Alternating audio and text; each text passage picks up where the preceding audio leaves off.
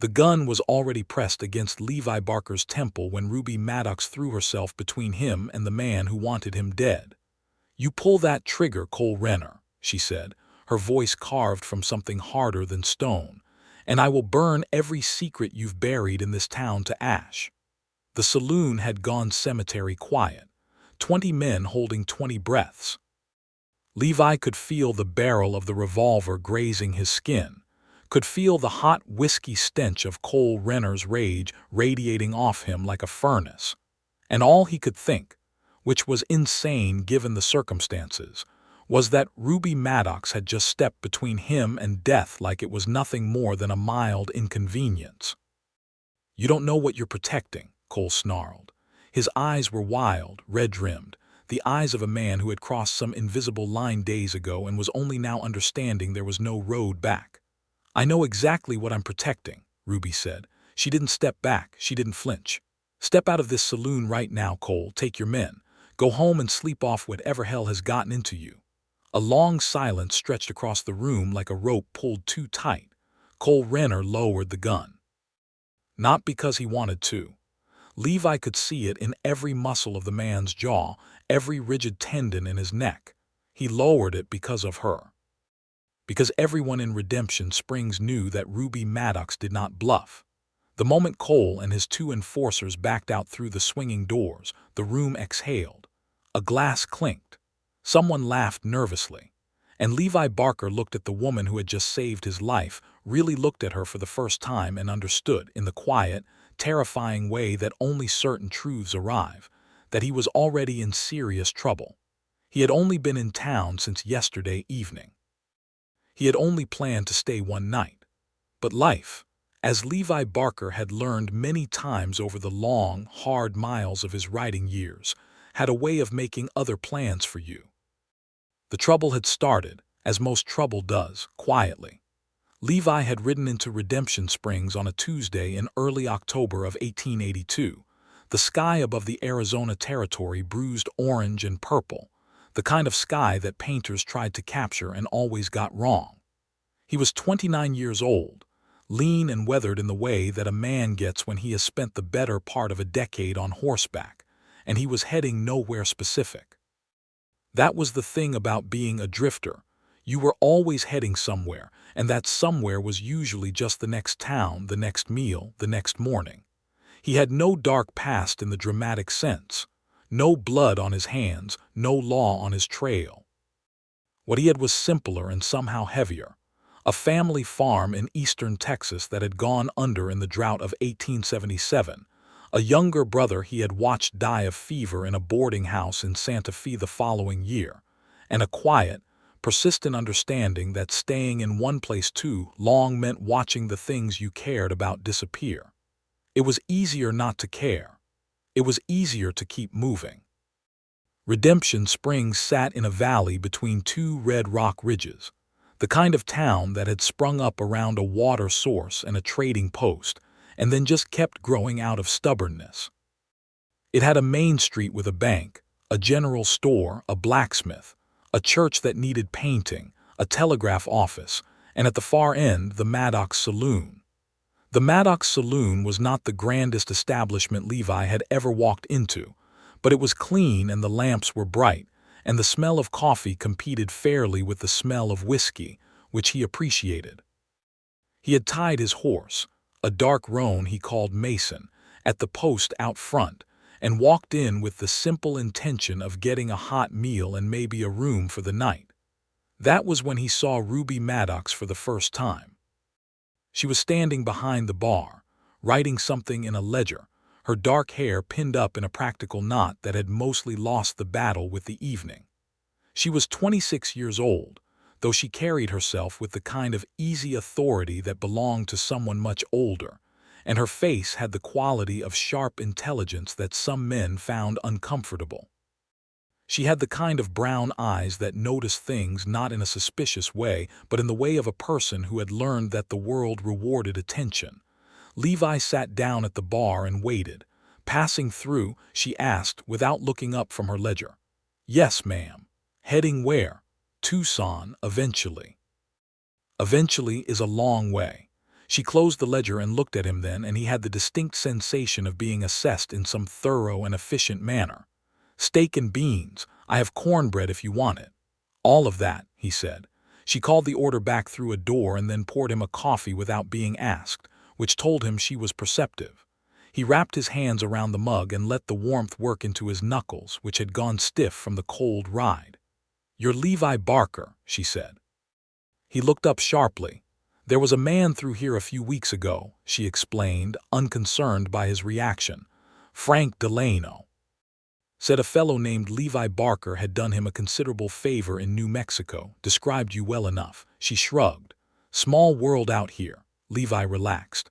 Frank Delano had been a cattle rancher whose herd he had helped recover after a rustling incident the previous spring. "Good man." "Frank doing all right," said he was. She leaned against the back of the bar. "I'm Ruby Maddox. My father built this place. He passed 3 years ago and left it to me." "I'm sorry about your father."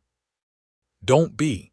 He had a good long life and he died with his boots off, which is more than most men manage around here." There was no bitterness in it, just fact. Levi found himself oddly charmed by that. The meal came out hot and generous, and he ate with the focused gratitude of a man who had been living on hardtack and dried beef for 3 days. Ruby moved through the saloon with the quiet efficiency of someone who had been running the place so long the building itself seemed to accommodate her, stepping around chairs and greeting regulars by name and pulling drinks with a practiced ease. She was not performing charm. She was simply doing her work, and there was something deeply appealing about that. 2 men at a corner table were playing cards, arguing cheerfully. An older man named Pete, she called him, was nursing a beer and reading a 2-week-old newspaper. 3 cowhands from some outfit to the west were talking loudly about a horse race. It was an ordinary Tuesday evening in an ordinary frontier town, and Levi Barker ate his steak and felt, for the first time in a long while, the strange warmth of being somewhere that felt like it could, under different circumstances, be called a place. He was getting up to ask about a room when the doors had banged open and Cole Renner had walked in.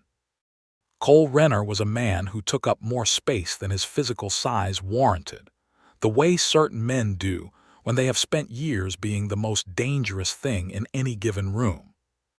He was thick through the shoulders with a face that had been handsome once and now carried the permanent flush of a drinking habit. He had 2 men with him, younger and meaner looking, and the whole room changed temperature when they walked in. "Ruby," Cole said, like her name was something he owned. "Cole," her voice gave nothing away.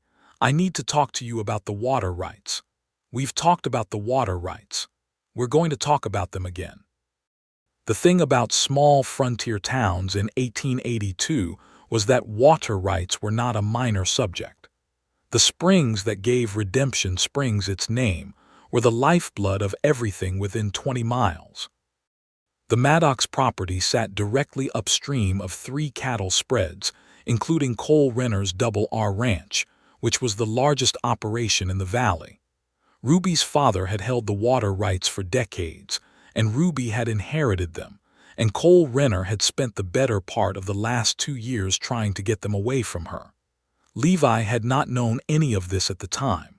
He learned it later. At that moment, sitting at the bar with his empty plate, he only knew that Cole Renner was looking at Ruby Maddox the way certain men look at things they have decided they are going to have regardless of what those things might prefer. "I've told you my answer," Ruby said. "It hasn't changed. But it needs some encouragement." Cole's eyes moved around the room, landed on Levi with the flat calculation of a man cataloging threats.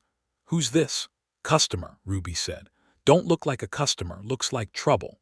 "Cole," Ruby said, and now there was something harder in her voice. "You need to take your conversation and your boys and walk back out that door."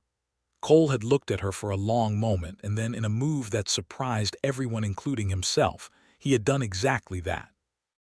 But before he went, he had said, low enough that only Levi could hear, "A man who minds his own business lives a lot longer out here, friend."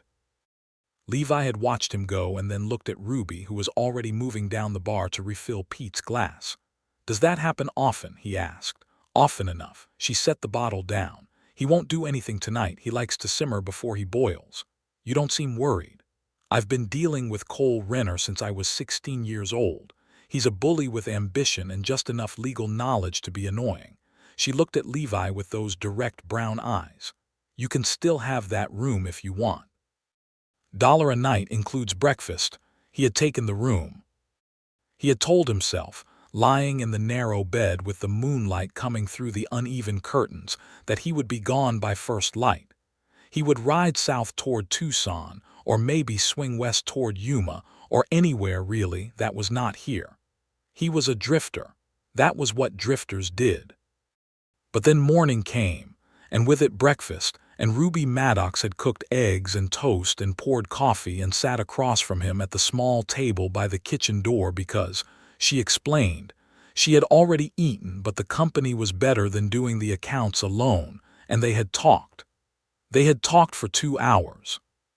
About his travels and her father, and a book she was reading about geology because the rock formations in the valley fascinated her, and a drought that was threatening the smaller farms to the south, and a joke that Pete the old regular had told the night before that she had found genuinely funny, and the nature of horses, and whether the railroad coming closer meant progress or just a faster way to import trouble. Levi had never talked that easily with anyone in years, maybe ever. He had told her about his brother. He had not meant to. It had come out sideways, connected to something she said about loss and how people carry it differently. And before he knew it, he had told her about the boarding house in Santa Fe and the fever and the strange guilty relief of the morning after, when the suffering was finished, and the worse guilt of the years after that, when he had kept moving because stopping meant sitting with it. Ruby had listened without interrupting, and without offering any of the cheap comforts that people usually reached for in those moments. She had just listened, and when he finished, she had said, "Grief that gets walked away from doesn't disappear, it just walks with you." He had not had an answer for that. He had still been in town by mid-afternoon. He had helped the blacksmith, a solid man named Elias Drummond, with a wagon wheel repair, not because anyone had asked, but because he had the skill and it was there to be done. And Elias had been grateful in the uncomplicated way of men who work with their hands. And afterward they had drunk water in the shade of the smithy, and Elias had told him, unprompted, about Cole Renner. Cole Renner's Double R Ranch had been expanding steadily for 5 years, buying up or pressuring out smaller landowners, consolidating grazing rights, hiring men who were less cowboys than enforcers. The water rights to the springs were the last major piece he needed. Without those rights, he could not expand his herd past a certain point. With them, he would control the water access for the entire valley, which meant he would effectively control the valley. Ruby Maddox was the obstacle. She had turned down 3 offers, each larger than the last. She had refused 2 friendly conversations that had not been friendly. She had filed paperwork with the Territorial Land Office in Prescott establishing and defending her rights, and she had won. But winning on paper in the Arizona Territory in 1882 did not always translate to winning on the ground, and Cole Renner had the money to hire persistence. "She's not going to sell," Elias said, with a combination of admiration and worry. "That woman would sell her own arm before she sold those water rights.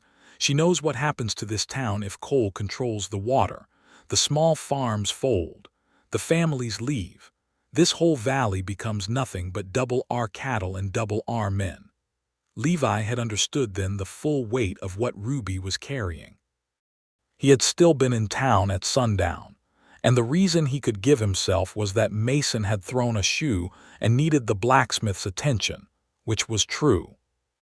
The reason he could not quite give himself was that he found reasons to walk by the saloon 3 times that afternoon, and on the 3rd pass, Ruby had been out front sweeping the porch, and she had seen him and said, with the faint suggestion of a smile, "You're still here." "Farrier things," he said. "Sure," she said. "What does that mean?" "It means supper is at 6 and I'm making venison stew." He had gone inside. That evening, the saloon had been busier than the night before. A Thursday crowd that included a traveling goods salesman, 2 miners from the claims to the north, Pete again with his newspaper, and the 3 double R enforcers that Levi had noticed but said nothing about. They had sat in the corner and drunk steadily and watched Ruby with the slow, deliberate gaze of men who had been told to apply pressure. Ruby had served them the same as anyone else and given nothing to their watching. Levi had sat at the bar and found himself doing something he had not done in years. He was reading the room. He was tracking the enforcers. He was positioned so that he could stand between them and Ruby in under 2 seconds if it came to that. He had recognized the instinct even as it was happening and had told himself sternly to mind his own business, to remember that he was leaving in the morning. He had still been tracking them. It was around 9 o'clock when Cole Renner himself had come in, and the room had gone quiet, and Cole had walked up to Ruby at the bar and leaned on it with the proprietary ease of a man who believed that proximity was a form of ownership, and had said something low that Levi could not hear. Whatever it was, Ruby's face had changed. Not with fear, nothing like fear, but with something cold and dangerous, the expression of a person who has been pushed past a certain limit. She had said something back, equally quiet, and Cole's face had darkened, and then he had looked at Levi sitting 2 feet away and had made the decision that Levi could see forming behind his eyes, the decision to make an example. He had pulled his revolver in one smooth motion and pressed it against Levi's temple. "You need to take your horse and leave this town before morning," he had said. "This is a private conversation." And Ruby Maddox had stepped between them. Now in the aftermath of Cole's exit, the saloon slowly returned to its noise and breath, and Ruby was behind the bar again, her hands absolutely steady, pouring a whiskey that Levi had not asked for but that she slid in front of him anyway. "Drink that," she said. "I'm all right." "I know you are. Drink it anyway." He drank it. It was good whiskey, better than the cheap stuff most places poured. "You didn't have to do that," he said. "I know." She met his eyes. "But Cole Renner shoots strangers to make points at me. That's where I draw the line." "He's going to come back," Levi said. "He always comes back. He's going to come back harder this time." She knew that. He could see it in the brief flicker of something, not fear, never quite fear with her, but something honest and human, that crossed her face before she put it away. "That's not your problem," she said. But Levi Barker was already looking at the door through which Cole Renner had gone, and he was thinking about a thing that Elias had said, that the whole valley becomes nothing but double R cattle and double R men. He was thinking about Ruby at breakfast, talking about geology with genuine wonder. He was thinking about grief that walks with you. "I'm not leaving in the morning," he said. Ruby looked at him carefully. "Why not?" He did not have a clean answer for that, not yet. "Because someone put a gun to my head in your saloon and you stepped in front of it. I'd like to be useful while I figure out if there's anything I can do about that." She studied him for a long moment, the way she had when he first walked in, that efficient and thorough assessment. Then she said, "The room is still $1 a night." He said, "That's fine." The next morning, Levi went to see the county sheriff. The sheriff's name was Hector Vance, a man in his mid-50s with a white mustache and the air of someone who had been carefully navigating competing pressures for so long that neutrality had become a second nature. His office smelled of pipe tobacco and old paper. He listened to Levi's account of the previous night without expression and then folded his hands on the desk. "Cole Renner is the largest taxpayer in this county," Vance said. "That's not what I asked you," Levi said. "What you're asking me is whether I'm going to arrest Cole Renner for assault." Vance met his eyes without apology. "I'm telling you the landscape. He put a gun to a man's head in a public establishment. You're not pressing charges." Ruby Maddox witnessed it. Half the saloon witnessed it. Vance was quiet for a moment. "Son, I'm not a corrupt man. I want you to understand that. But I'm one man with a part-time deputy in a county the size of some eastern states. If I lock Cole Renner up tonight, his 20 hired men are out there tomorrow. I've seen what happens when the law moves faster than it can hold ground." He paused. "Tell Ruby to keep documenting everything, every incident, dates and witnesses. Build a case that goes to the territorial court in Prescott." "How long does that take?" "Months, maybe longer." "She doesn't have months." Vance looked at him with something approaching sympathy. No, he agreed. She probably doesn't. But the law is the only road that ends somewhere good. The other road, he didn't finish.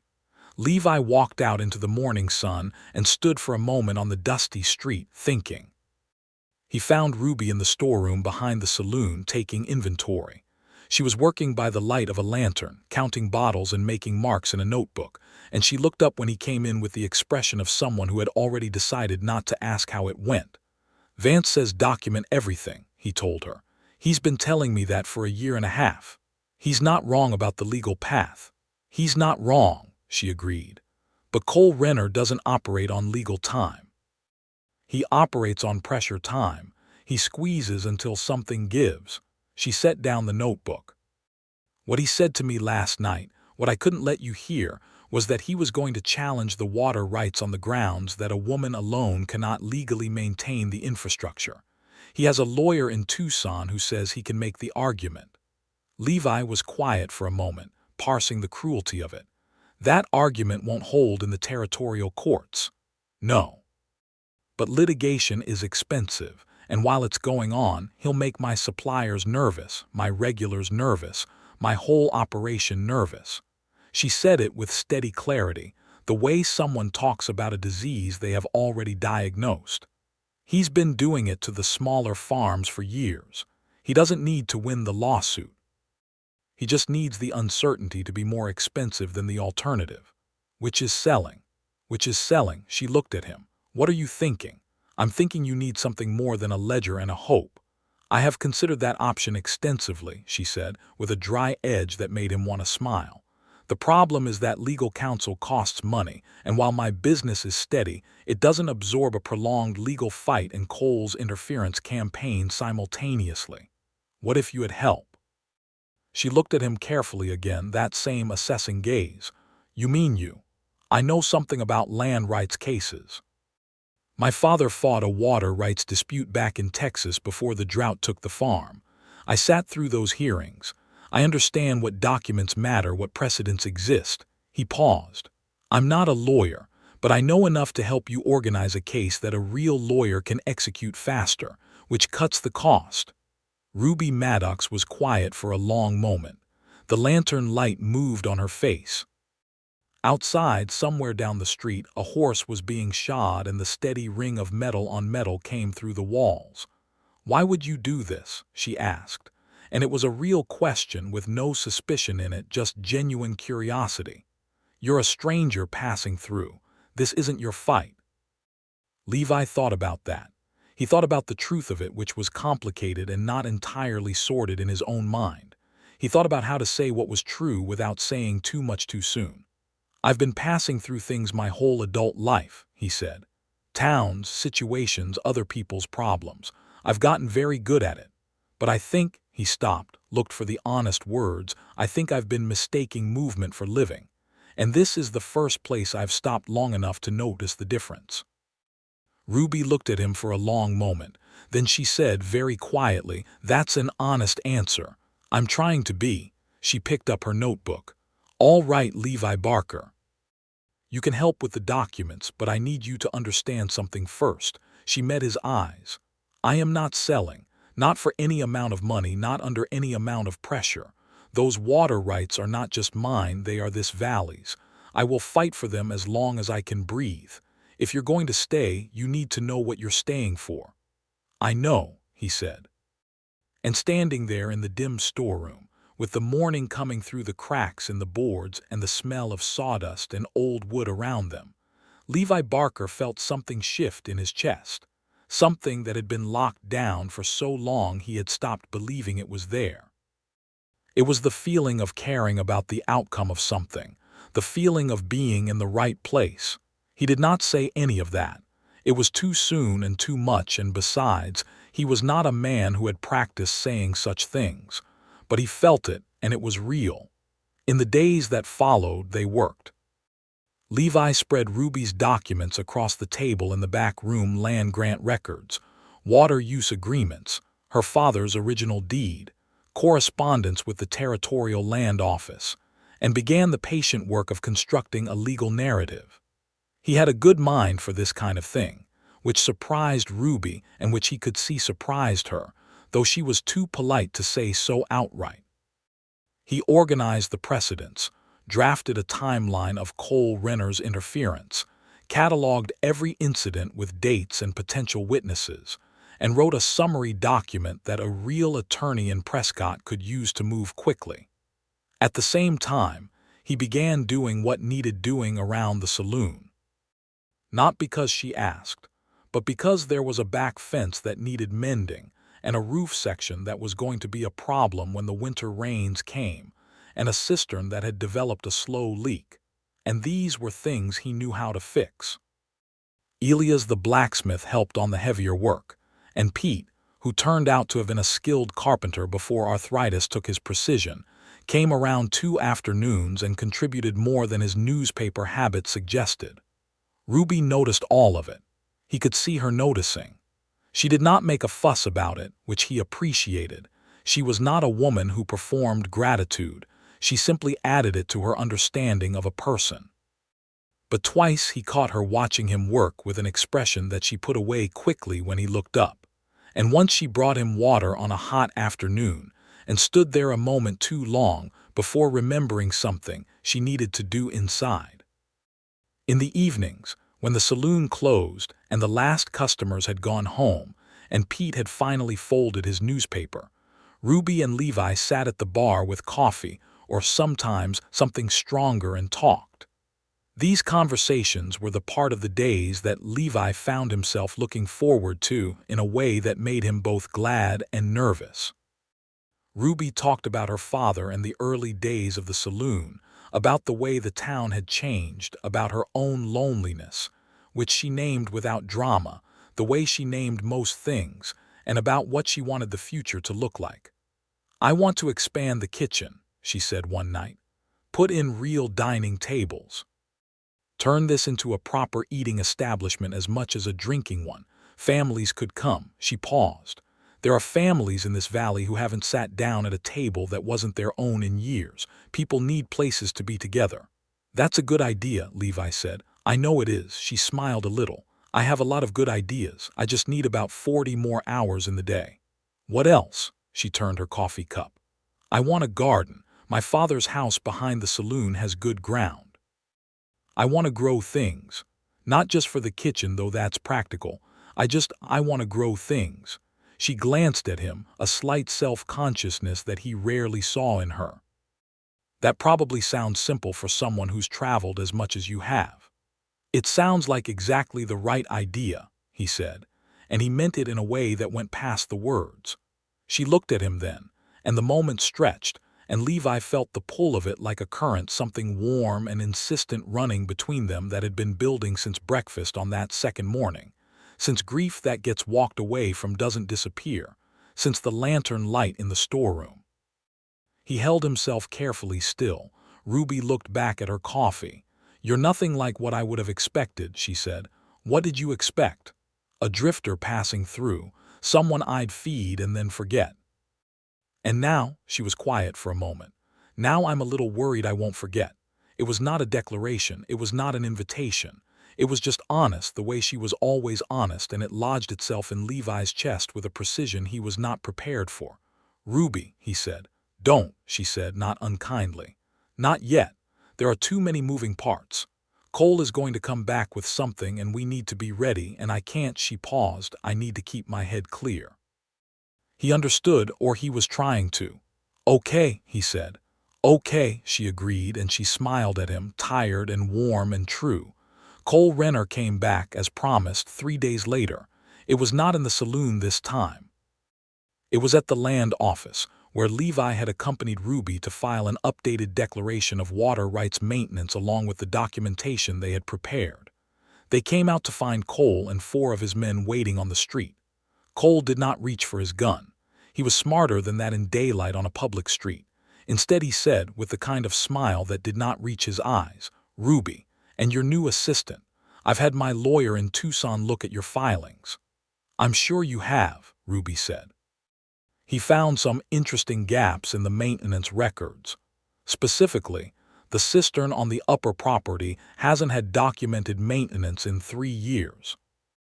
Under territorial law, neglect of a primary water infrastructure component can constitute grounds for rights review. Levi said, the cistern has been in continuous operation. The lack of formal documentation doesn't constitute neglect under the 1879 territorial codes. Cole looked at him with cold calculation. You know territorial law. Enough of it. Cole's smile thinned. There are also questions about whether the original land grant transferred water rights as a separate holding or as appurtenant to the property. That's a legitimate legal question with some interesting case history.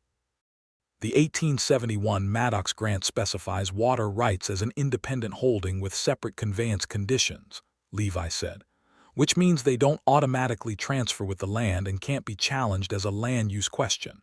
It's a straightforward reading. He paused. Your lawyer knows this. He's hoping you don't. Something flickered in Cole Renner's expression, the particular frustration of a man whose strategy has been named aloud and made to look small. You've made an enemy, Cole said to Levi, quietly just for him. I've been here 10 days and I already saved your life without trying, Levi said.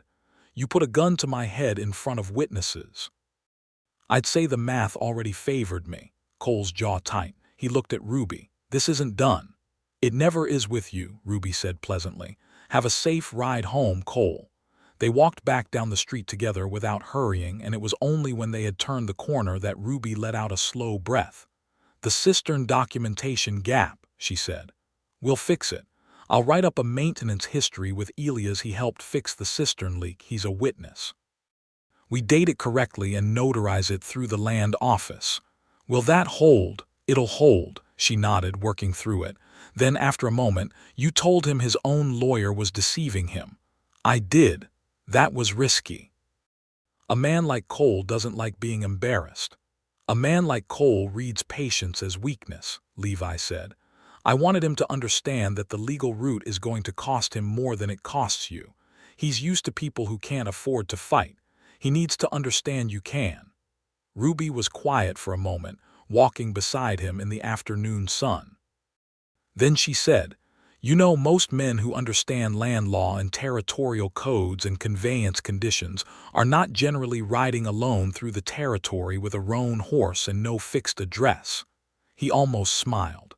No. Is there something you haven't told me? He considered that. There was more than he had said.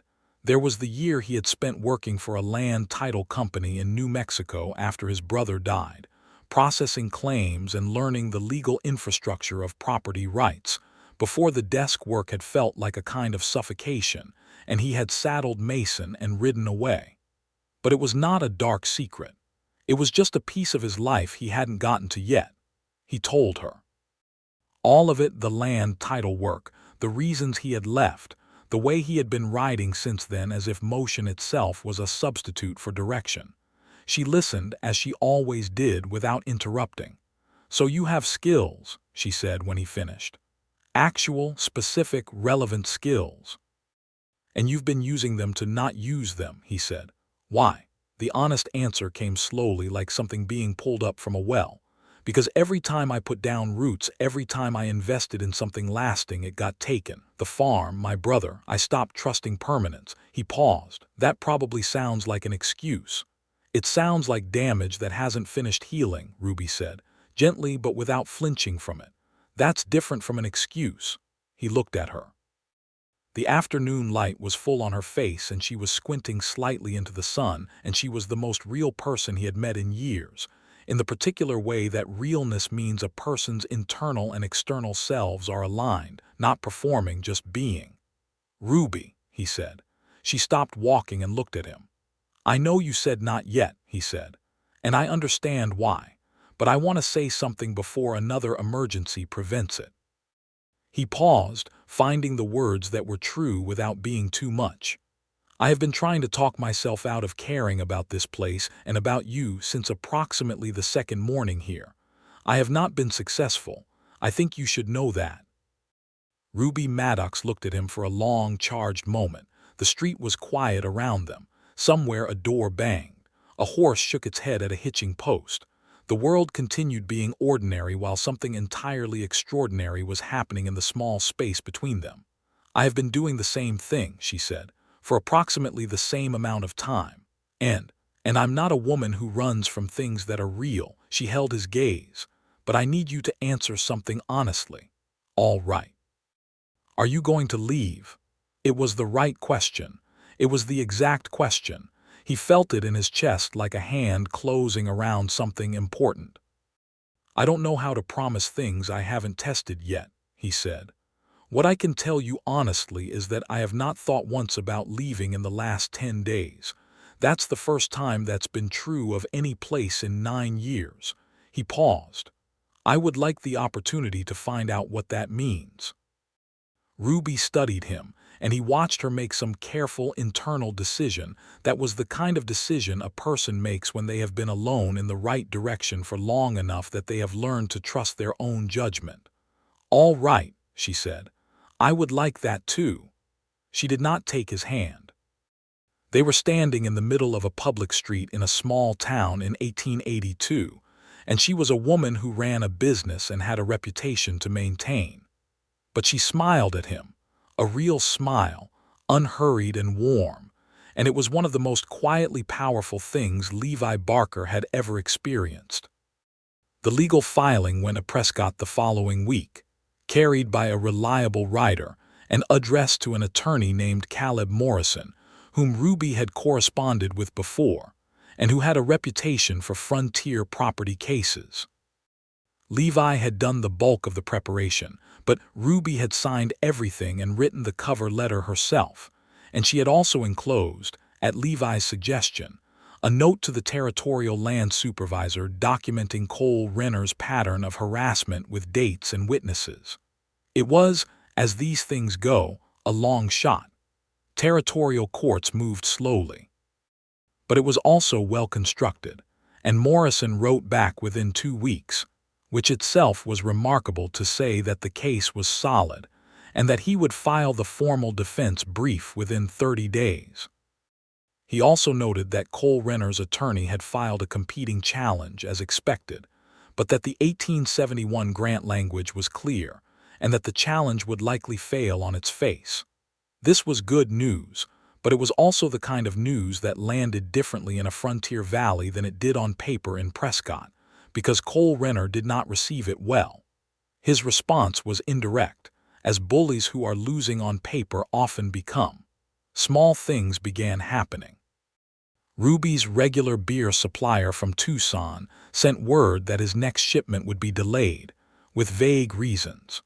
2 of her cowhands who helped with deliveries found work suddenly available at the Double R.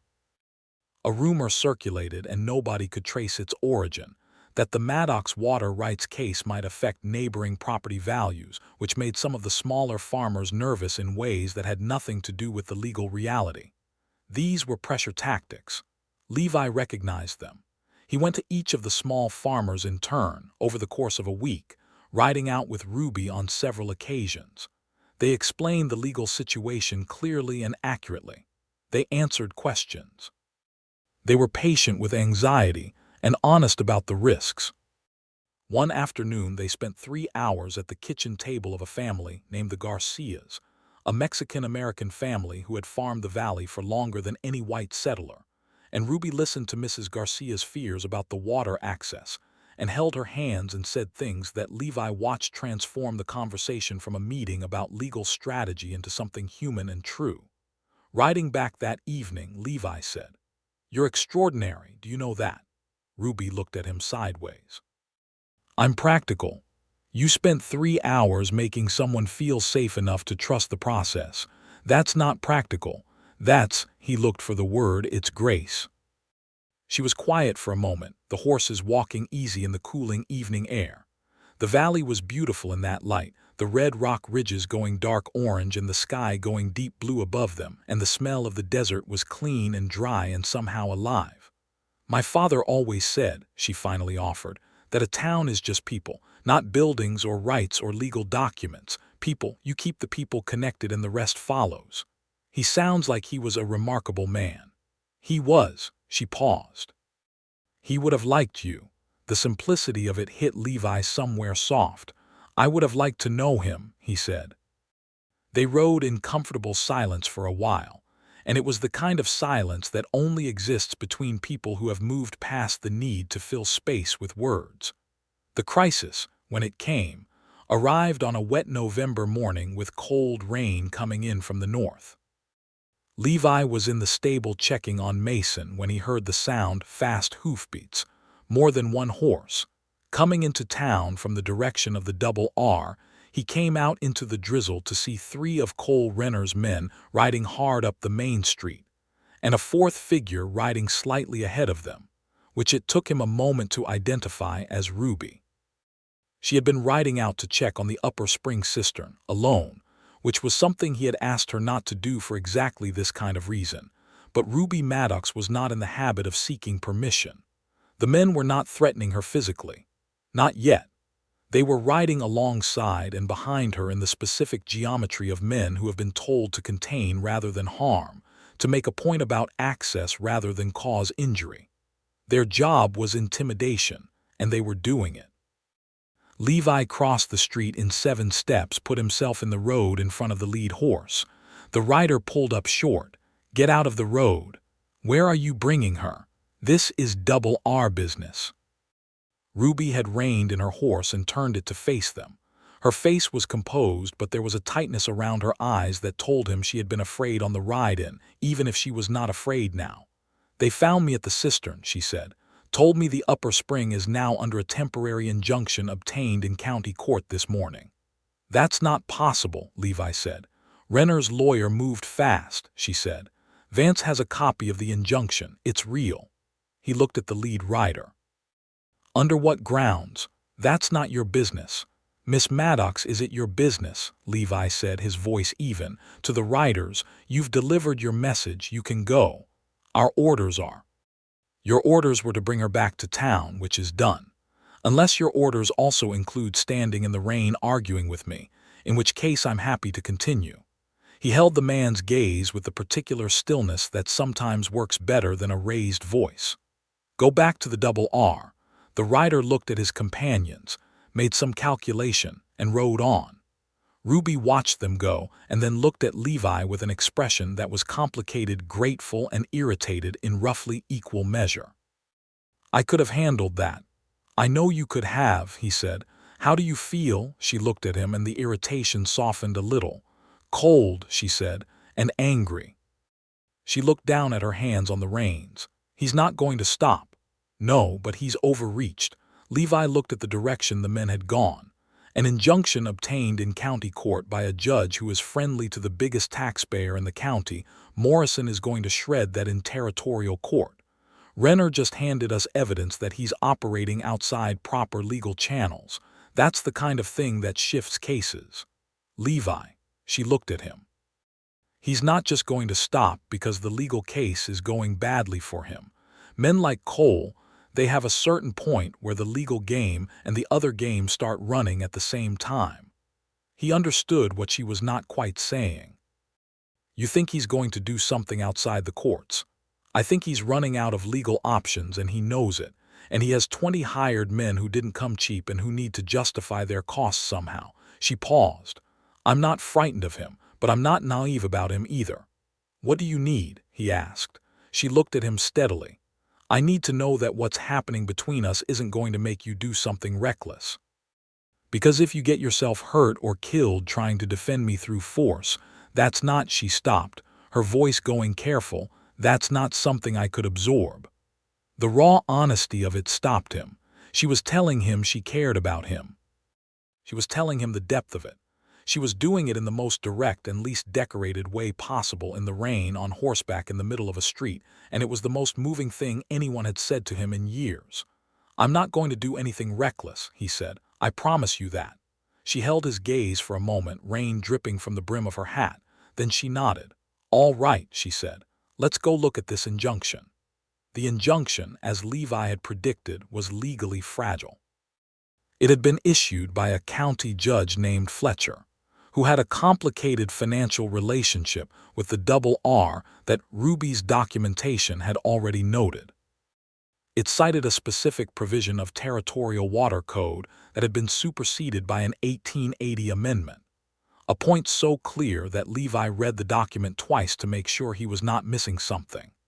He wrote to Morrison in Prescott that evening, and the following morning he also wrote a letter to the territorial land supervisor directly, CCing the specific amendment and the injunction, and noting the relationship between Judge Fletcher and Cole Renner as documented. This letter he sent with a second, more urgent writer who understood the value of speed. The response from Morrison came in 12 days. The injunction had been lifted.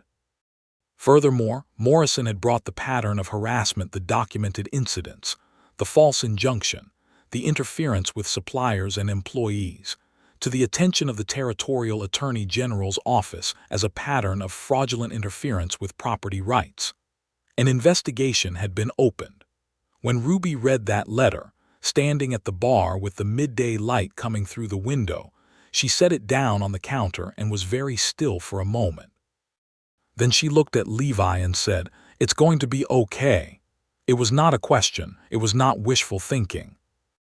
It was the statement of a woman who has been fighting alone for so long that the moment she allows herself to believe the tide is turning, it comes out as fact, as something solid to hold. Levi said, "Yes, it is." She came around the bar and walked to where he was sitting and stood in front of him, and then she did something she had not done before. She reached out and took both his hands in hers, just held them, her warm grip steady and real in the cold November air. "Thank you," she said. Not as something small, as something enormous, he looked up at her. "Ruby," he said. "I know," she said. And she leaned down and kissed him, brief and certain, the kind of kiss that is not uncertain at all, and he put one hand up to her face and kissed her back. When they parted, she was looking at him with those brown eyes that had been assessing him since the first night and were now doing something different, something that was not assessment but recognition. "You should stay," she said. "I intend to," he said. Cole Renner did not go quietly. Men like that rarely do, and Levi had been right that the legal deterioration would drive him toward the other game. 2 weeks after the injunction was lifted, someone cut 3 of the fence sections on the upper property and drove a small herd of double R cattle across the spring access points. This was not subtle, and it was not meant to be. It was a message. And the message was that Cole Renner owned the physical ground regardless of what any court said. Levi went with Ruby to document the damage and then rode out to see Hector Vance. The sheriff listened to everything, and this time his response was different. The Territorial Attorney General's involvement had changed his calculus. He was still one man in a large county, but he also understood that the political wind had shifted, and men like Vance, who were not corrupt but merely cautious, read wind well. Vance rode out to the Double R himself the next morning and spoke to Cole Renner, and the conversation was short and direct. The cattle were removed by noon, and Vance filed a report that went to Prescott along with photographic evidence that one of the town's newer residents had provided. A man named Tobias Wells, who had brought a camera west from St. Louis, and who happened to have been at the upper property the day of the incident doing landscape surveys. It was the accumulation of documented facts that broke Cole Renner's campaign. Not any single dramatic event, but the slow, relentless building of a legal record that made the cost of continuing too high and the outcome too certain. Morrison filed the final motions in Prescott in January of 1883, and the territorial court affirmed Ruby's water rights in a ruling that was brief and decisive, and not open to county-level challenge. The day the ruling arrived, Elias Drummond rang the bell on his smithy 3 times, the signal for important news, and people came out onto the street, and Ruby stood in front of the saloon with the document in her hand and read the key section aloud in a clear voice. And there was cheering from the people of Redemption Springs in a way that was not just about water rights, but about something larger, about the understanding that the shape of their town had been preserved. Pete, from his usual post with his newspaper, put the paper down for once and applauded. That evening, Ruby cooked the best meal the Maddox saloon had ever seen. She opened the good whiskey and didn't charge for it. She moved through the crowded, loud, joyful room with light in her face, and Levi watched her from the corner of the bar and felt something in his chest that was warm and vast and entirely without the old fear attached to it. Or rather, the old fear was still there, somewhere beneath, the awareness of how things could be lost. But it was not in charge anymore. Something else was in charge. Elias came and sat beside him and said, loudly over the noise, "You're staying, aren't you?"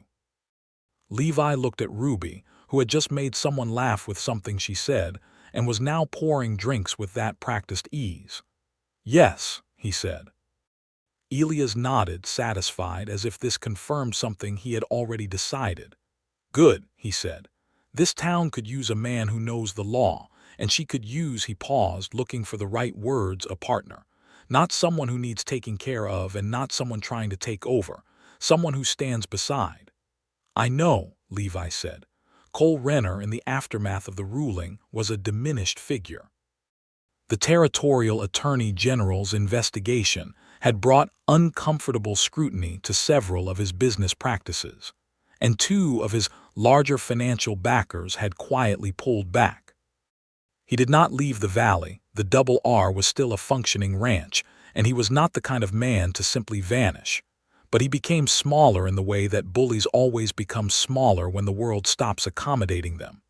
He was seen in town sometimes, drinking alone, and he did not look at Ruby Maddox the way he used to. It was not a triumphant defeat. Real life rarely produces those, but it was thorough and complete, and the valley went on. In February, when the cold had settled into the bones of the desert nights, and the mornings came in clear and sharp, Levi asked Ruby to walk with him up to the ridge that looked over the valley. It was a Sunday, and the saloon was closed on Sundays, and they had taken to spending Sunday afternoons in long walks or on horseback in the surrounding landscape, which Levi had come to know almost as well as Ruby did. From the top of the ridge, you could see everything.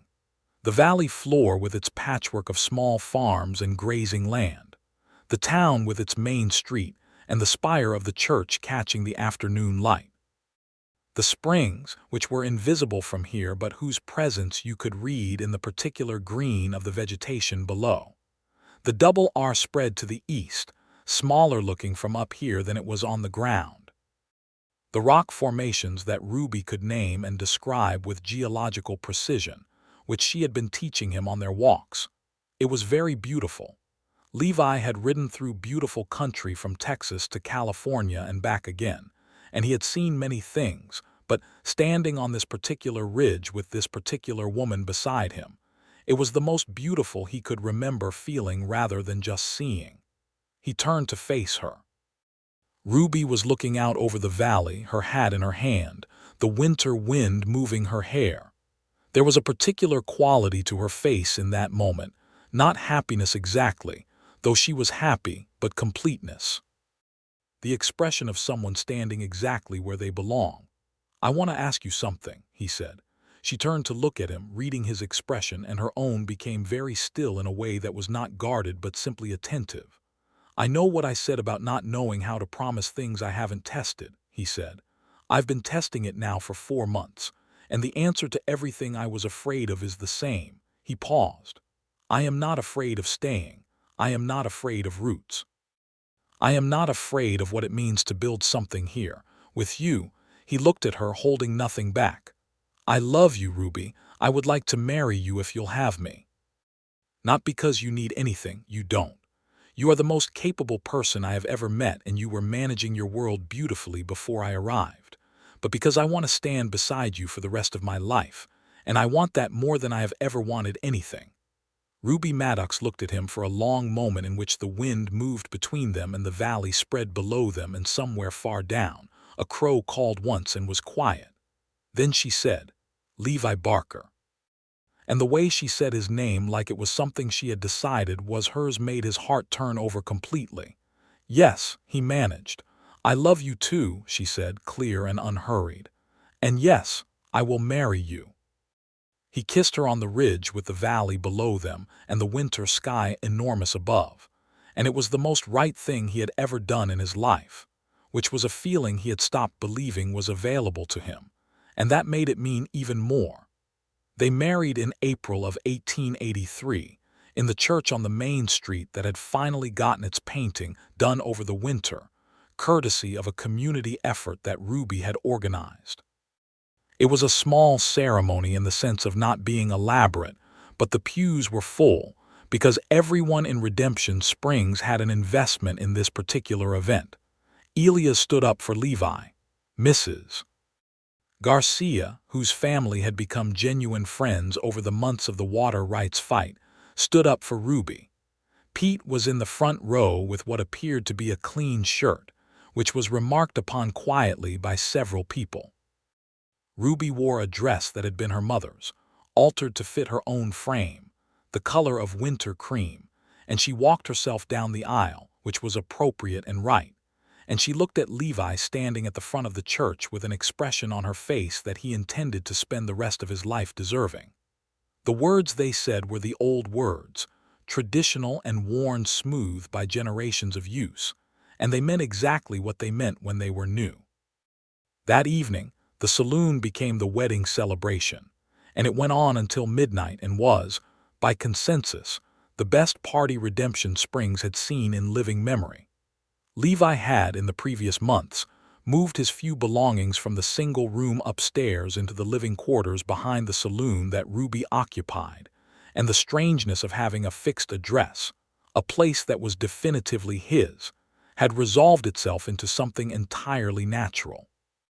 He had written to a distant cousin in Texas to say that he had found somewhere to be.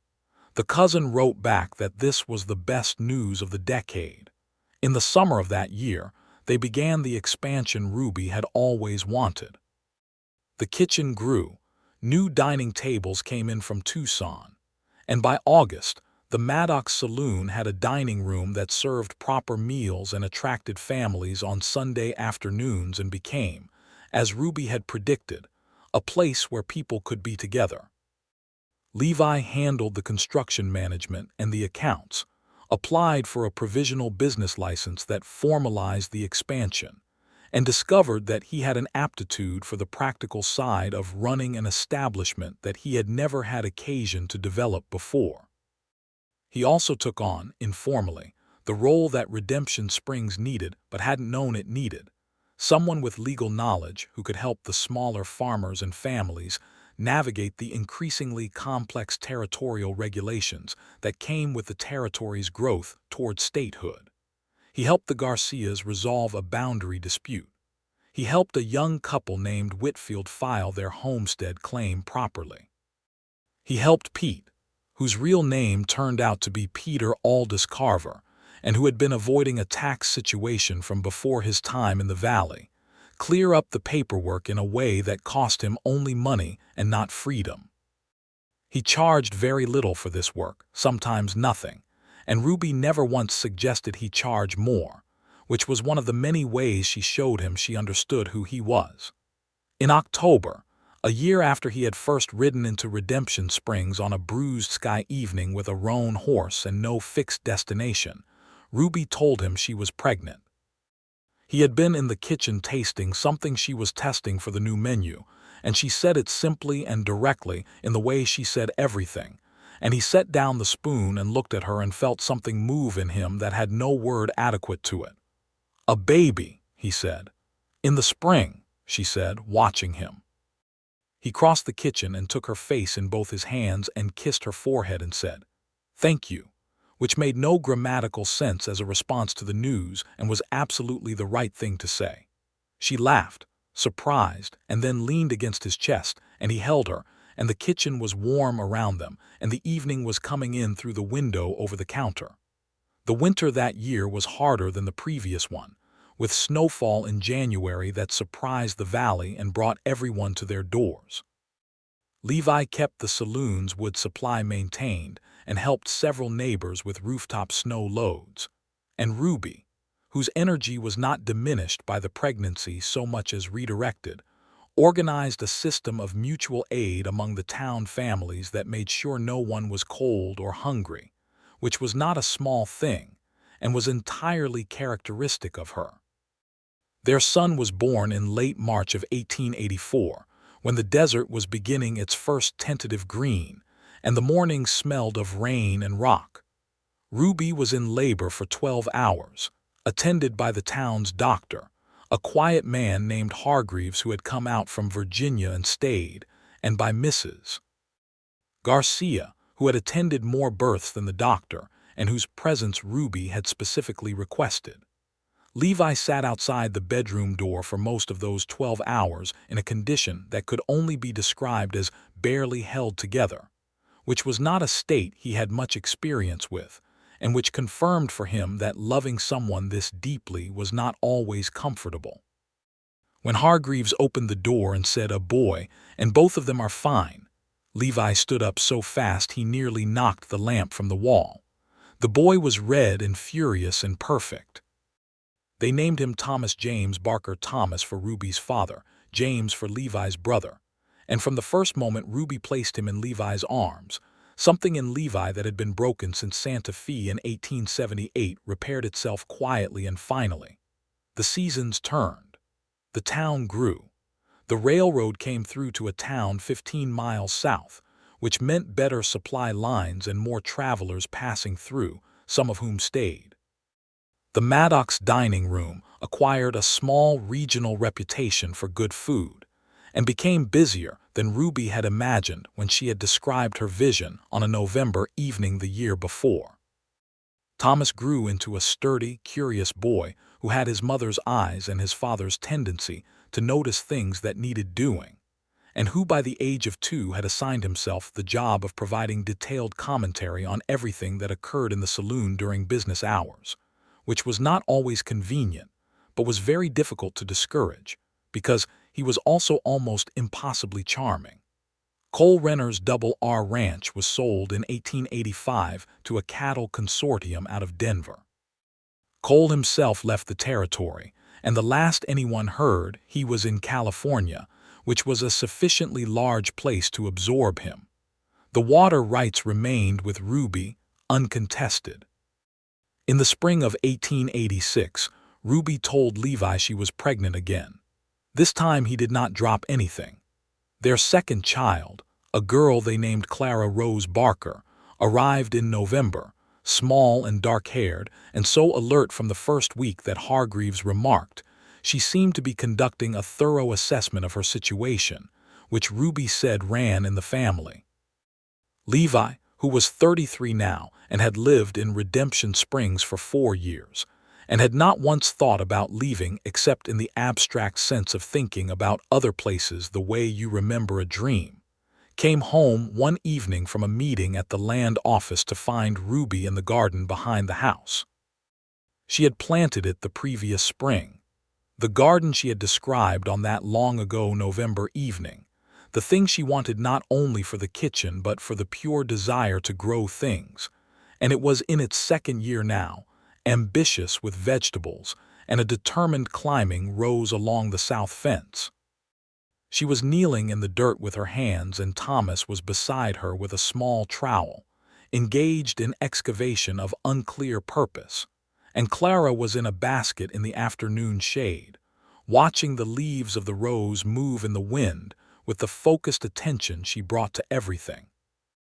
Levi stood at the garden gate and watched for a moment before they heard him, and what he felt was so complete and so certain that it needed no naming, though later he would try.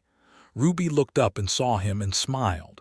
Thomas looked up and said, "Papa, I found a very large worm." "Is it a good one?" Levi asked. "The best," Thomas said with full conviction. Levi came into the garden and sat down in the dirt beside his wife and his son, and Clara turned her head at the sound of his voice, and the late afternoon was warm on all of them, and Ruby leaned her head briefly against his shoulder and said, so quietly only he could hear, "This is the thing." He put his arm around her. "Yes," he said. "It is." They stayed until the light changed. As the years continued on, Levi formalized what had been an informal practice and opened a small legal aid office beside the saloon, which he ran 3 days a week, and which served the Valley's residents with practical territorial and property law assistance. It was not a law practice in the formal sense. He was not a licensed attorney, but he worked in conjunction with Morrison in Prescott and later with a young lawyer named Webb who came to Redemption Springs in 1887 and set up a proper practice, and the partnership between them served the community well. The Maddox Saloon and Dining Room was, by the late 1880s, the kind of establishment that people described to travelers as one of the reasons to stop in Redemption Springs, and Ruby had long since hired enough staff to allow her to step back from the day-to-day operations, which she used to do things like plant a larger kitchen garden, teach a small informal school for the Garcia children and several others in the valley, and on certain evenings, take long rides into the desert with Levi where they talked about everything and nothing, and the world felt very large and very good. Ruby Maddox Barker never became a different person than she had been before Levi arrived. That was not the nature of it. She remained direct and capable and clear-eyed, and occasionally so efficient that she startled the people around her. What changed was the same thing that changed in him. The particular quality of aloneness that had lived in each of them lifted, not because they needed the other to be complete, but because the right kind of partnership is not about completion. It is about the specific amplification of what is already good. She still ran the establishment with the same authority she had always had.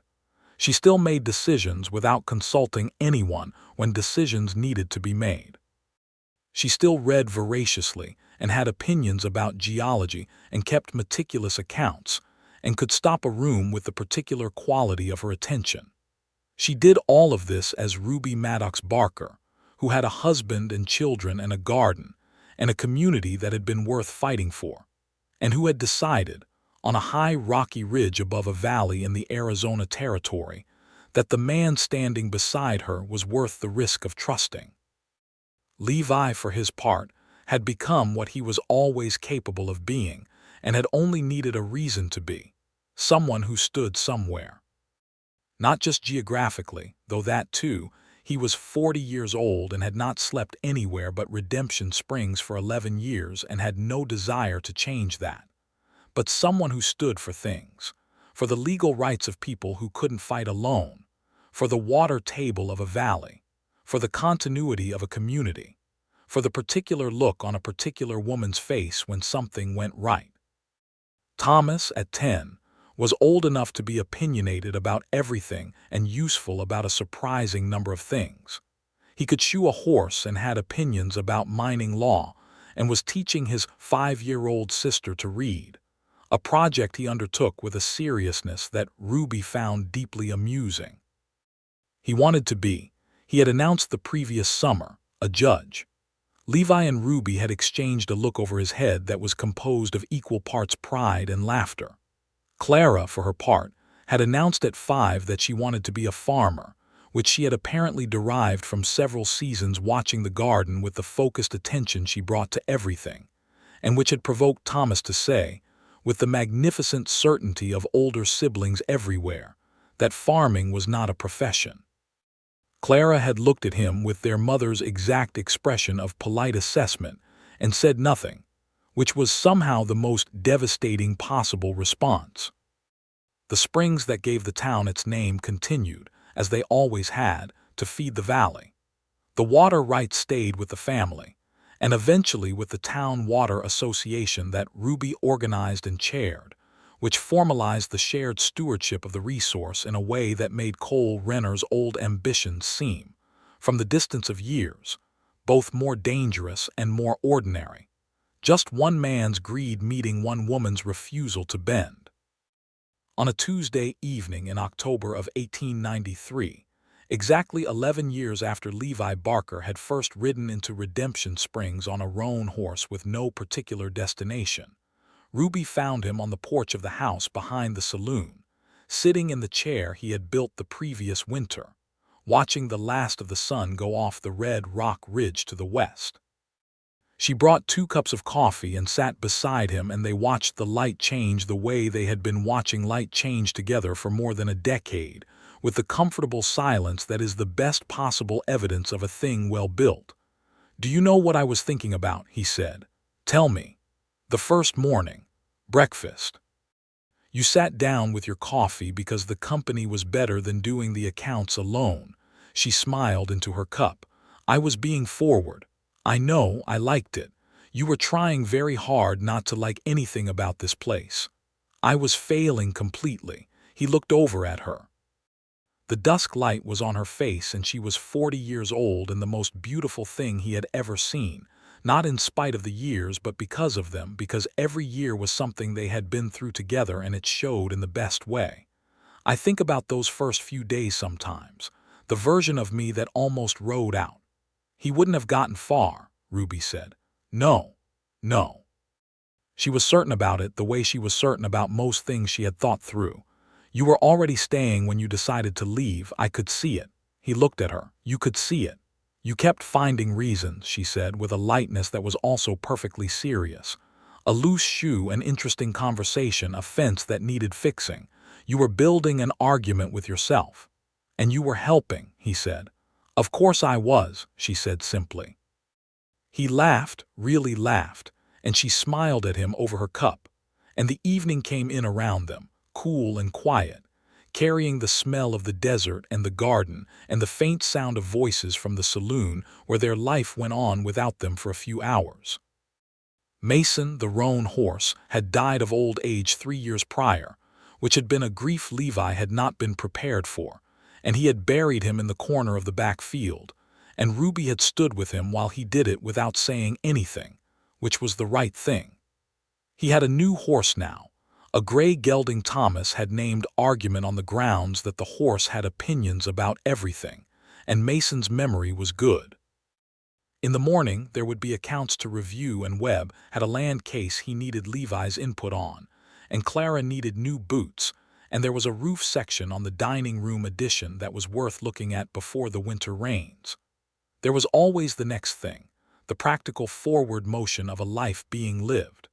But right now there was this, the porch and the coffee and the last light on the ridge and Ruby beside him. "Thank you," he said, which was what he had said in the kitchen when she told him about Thomas, and still made no grammatical sense and was still the only right thing. She understood it the same way she always had. She reached over and took his hand without looking at him, her fingers threading through his in the easy, habitual warmth of two people who have held each other through things and come out the other side and intend to keep doing so. "For what?" she asked, though she knew. "For not letting me keep going," he said. The ridge went dark. The stars came out over the Arizona territory, enormous and ancient, the way they always had and always would, indifferent to the small human stories happening below them, and somehow perfect company for those stories anyway. Levi Barker, who had arrived in Redemption Springs as a man passing through and had not passed through, sat on his porch with his wife's hand in his and felt, as he felt every evening, the profound rightness of having stopped. He had been a drifter who stopped for one night. She had made him want to stop forever. He had, in fact, stopped forever, and it was the best thing he had ever done. The springs ran clear and constant through the valley below. The town breathed in its evening quiet. The garden smelled of earth and late roses. The children were asleep. The night was very good.